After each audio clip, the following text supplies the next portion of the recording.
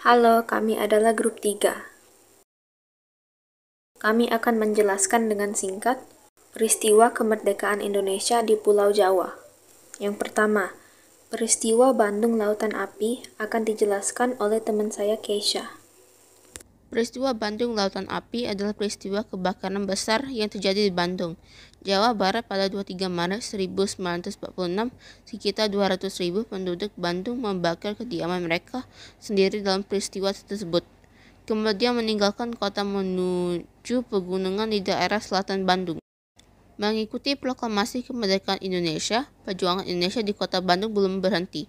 Pemuda nasionalis Indonesia membela kota Bandung dari pasukan Jepang dan Inggris.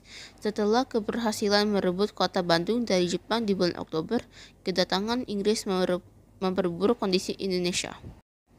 Keterlibatan Inggris mengakibatkan perpecahan kota Bandung antara Indonesia dan Inggris. Inggris mengontrol bagian utara dan Indonesia bagian selatan.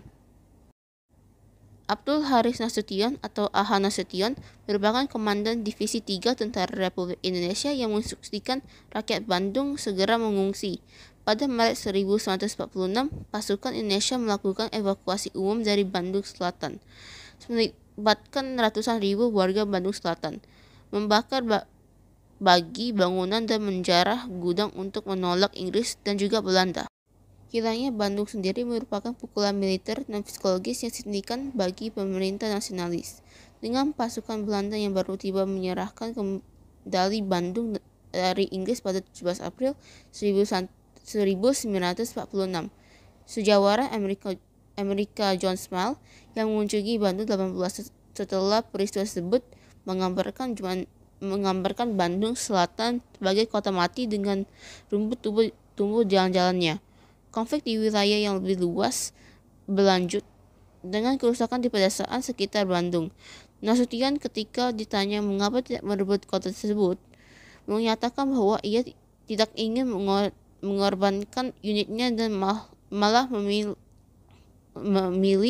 melakukan perang gerilya di kota dengan batalionnya yang relatif masih utuh.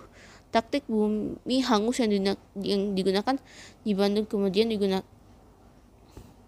di tempat lain selama revolusi oleh Nasution, dan kemudian Panglima Angkatan Darat Sudirman yang menciptakan perintah strategi nomor 1 yang memerintahkan taktik bumi hangus untuk menunda serangan musuh, terutama tindakan militer Belanda di masa depan.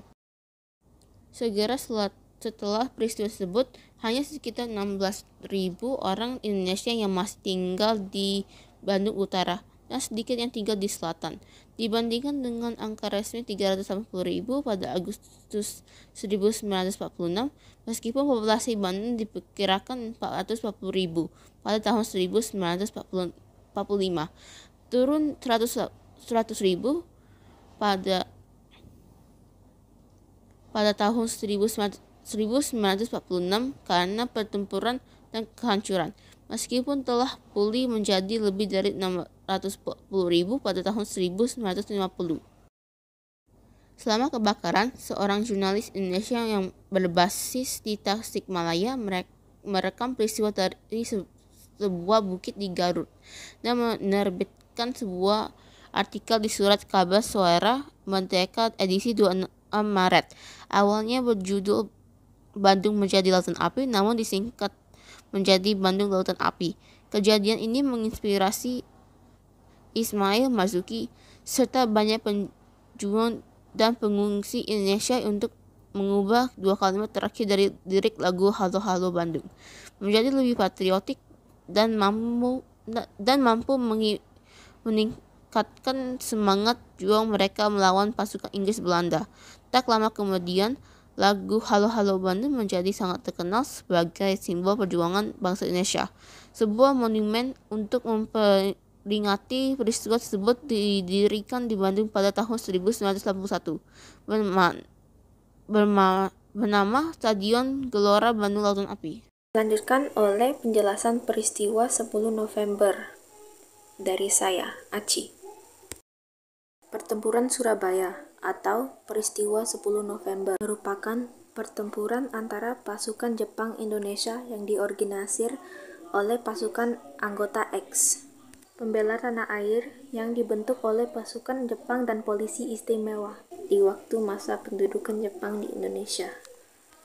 Pada saat itu, yang bertujuan untuk mencegah pasukan sekutu PSK, Jepang menyerah tanpa syarat kepada sekutu di Perang Pasifik yang mendarat di kota Surabaya, Britania, dengan mendapatkan dukungan khusus oleh tentara Belanda. Puncaknya terjadi pada tanggal 10 November 1945. Tempuran ini adalah perang pertama pasukan Indonesia dengan pasukan sekutu setelah proklamasi kemerdekaan Indonesia, dan satu pertempuran terbesar dan terberat dalam sejarah revolusi Indonesia yang menjadi simbol nasional atas perlawanan Indonesia terhadap kolonialisme dan imperialisme. Penjelasan berikutnya akan dilanjutkan oleh Adam. Pada tanggal 19 Desember 1948, Belanda melancarkan serangan militer yang disebut Operasi Krai atau Operasi Gagak. Keesokan harinya Belanda menaklukkan kota Surakarta dan Yogyakarta, lokasi ibu kota Republik sementara. Jawa dan Sumatera berada di tangan Belanda. Presiden Republik, Wakil Presiden, dan yang lainnya kecuali 6 Menteri Republik Indonesia ditangkap oleh pasukan Belanda dan diasingkan ke Pulau Bangka di lepas pantai timur Sumatera.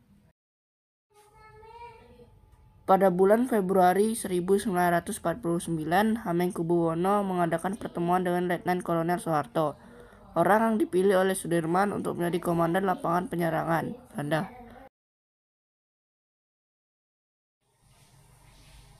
Pada tanggal 1 Maret 1949, pukul 6, Soeharto dan pasukannya melancarkan serangan umum yang mengejutkan pasukan Belanda. Sementara itu, Hamengkubuwono membiarkan istananya digunakan sebagai tempat persembunyian pasukan.